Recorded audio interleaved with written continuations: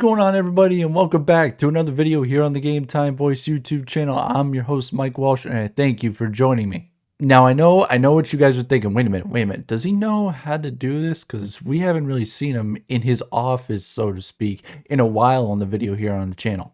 And I know you guys want me to do many more of these videos as I can, but I've been a little bit busy with the broadcasting side of things. But I now have a chance to do a video just with me and you and everybody else here on the Game Time Voice channel from my home office, which is something that I rarely get a chance to do. Now, today I'm going to get into a very interesting sort of topic here because it's a weird sort of thing that's hitting the sports world and something that I personally really don't get, but we're going to dive into it a little bit. Because today on the Game Time Voice YouTube channel, I'm going to pose a question to you, the viewers and the sports fan, that maybe you think of or maybe not, and it's a very simple question.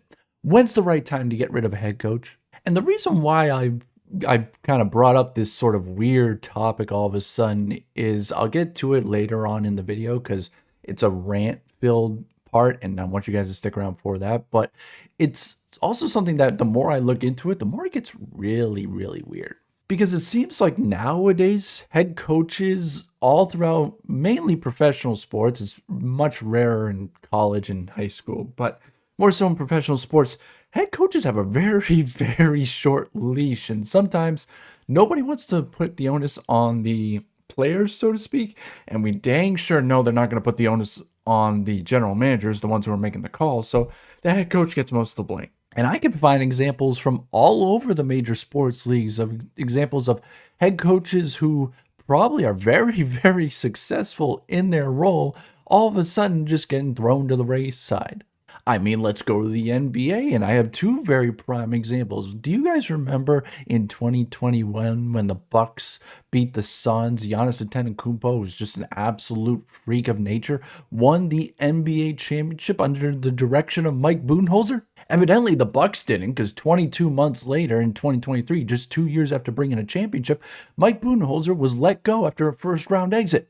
Which is kind of funny, because the next example I'm going to bring up kind of starts that very same season when the Denver Nuggets, led by Nikola Jokic and Jamal Murray and head coached by Mike Malone, all of a sudden went all the way, beat the Miami Heat, and won the NBA championship for the first time in the Mile High City. Fast forward 2 years later, ironically, 22 months, exactly the same that Budenholzer did, and 79 games into the regular season, Mike Malone was dismissed as the Denver Nuggets head coach and would sit on ESPN as an analyst for a couple of years until, ironically, ended up going the college route and is now the head basketball coach at the North Carolina Tar Heels.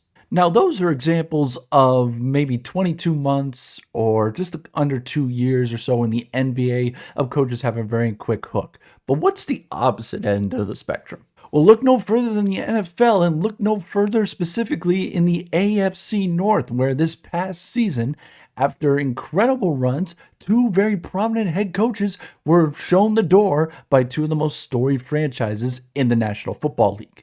Where after 19 seasons and one Super Bowl in 2008, Mike Tomlin stepped down as his head coach of the Pittsburgh Steelers and seems to be happy just taking some time off. But 19 seasons and rarely having a losing record and not accepting the fact that they probably want to tank and get some rebuilding going, Tomlin had a winning record for most of, if not the entire time he was the head coach of the Pittsburgh Steelers. Not to be outdone, one of his fiercest rivals and one of the best rivalries in the National Football League, John Harbaugh was let go by the Baltimore Ravens after 18 seasons, including a Super Bowl win in 2013, which was Ray Lewis's last year, and was the franchise all-time leader in head coaching wins. Now, ironically enough, I mentioned it to Mike Tomlin. Mike Tomlin's very, very happy just to sit at home, relax, take a break or anything else.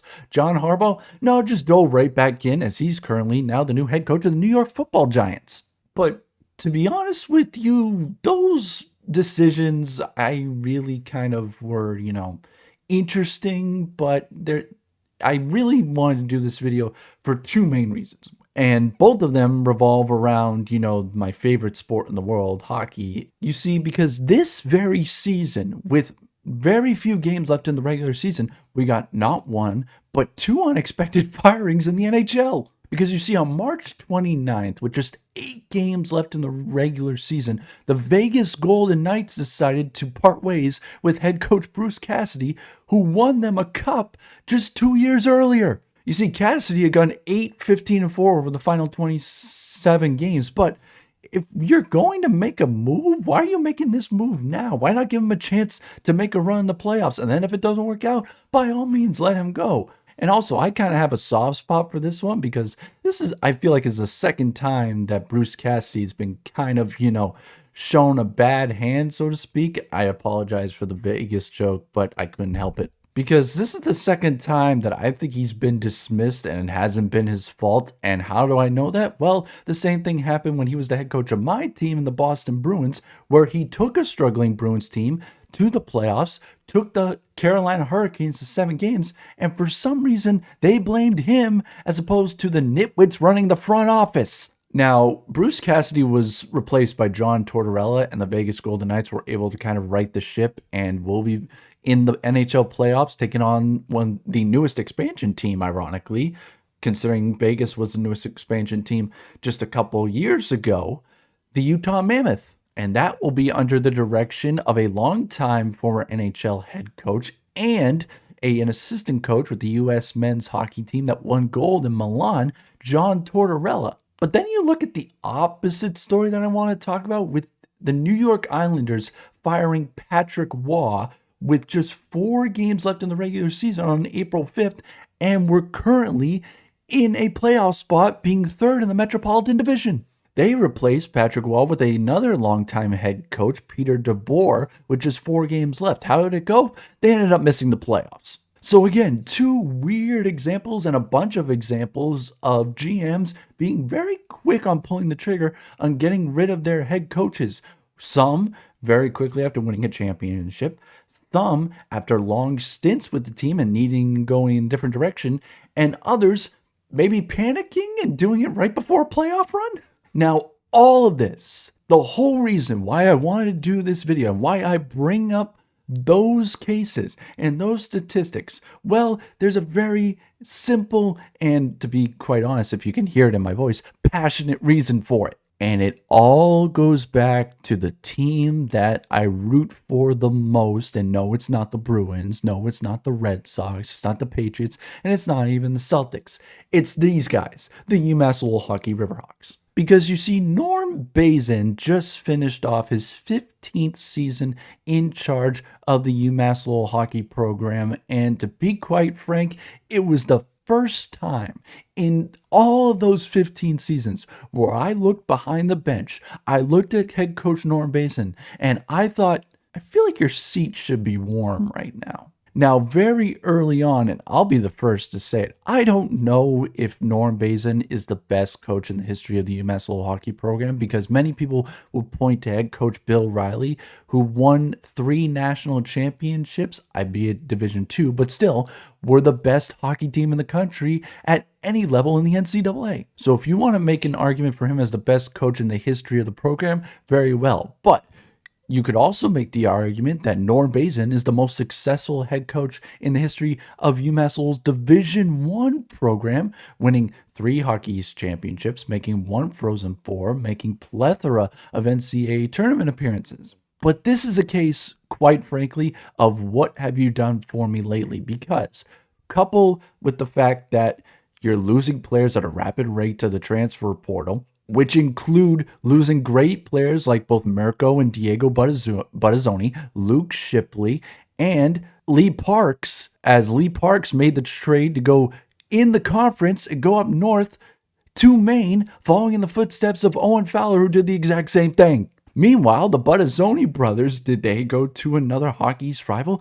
Did they stay in the competitive division? Did they go to the Big Ten and go to teams like Michigan or Penn State? No, they decided they'd be better off from playing in UMass Lowell and going to Sacred Heart University. Now, I will say this, and I've said this many times on the channel here on the Game Time Voice YouTube channel.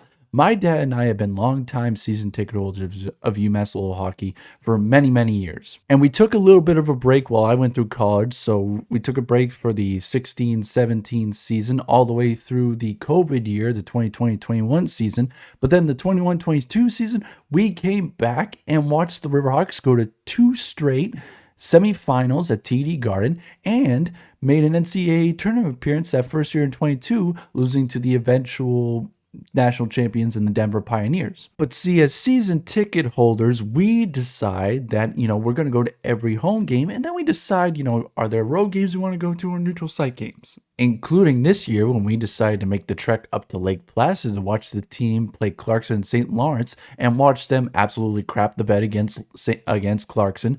And then for some reason, the next night, come and show brilliantly against St. Lawrence. So you would think that with all the support that we get at home, we have one of the best home crowds in Hockey East. When we play good, we would be happy. But I looked this up, and I hope you're sitting down because you might faint when you hear these numbers. We as season ticket holders have gone the last 3 years, along with many others who pay hard-earned money to watch every single home game of this UMass Lowell hockey team, and have sat through 3 seasons where our combined record at home over those 3 seasons was 13, 35, and 5. You are 22 games under 500 at home. And there's talks of Norm getting an extension as this is in the last year of his contract. And, oh, well, we're starting to get better at the transfer portal. We're bringing in new coaches and everything else. And, we're bringing in some interesting recruiting classes. That's the point. These last 2 recruiting classes have been some of your most talented you brought in the last couple years. Yet they're leaving at an unprecedented rate to go to other programs because you can't coach. You don't have the coaches to help you do the most important thing. Yeah, I get it. You have great defensive structure. You have pretty good goaltenders. But guess what? If you can't put the puck in the net, you're not winning a lot of games.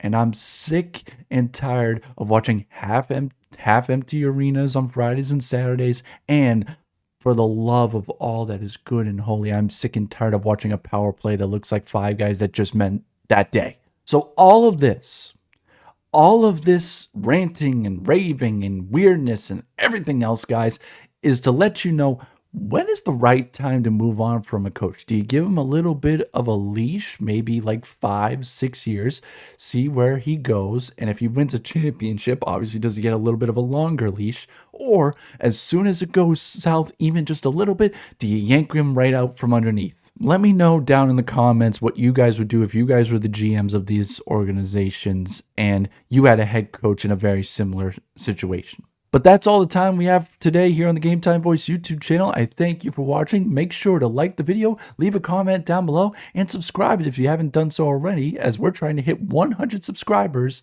by the end of 2026. And also, be sure to stay tuned on the channel throughout the rest of April, May, and maybe hopefully well into June, as the Celtics and the Bruins have begun their playoff pushes to win a Larry O'Brien Trophy and the Stanley Cup. So be on the lookout for live streams covering those games as best I can. More often than not, they'll probably be on the weekends, but there might be some weeknight ones snuck in there as well. But I will let you guys go, and thank you for watching here on the Game Time Voice YouTube channel. And remember, the Game Time Voice is the voice of the common sports fan.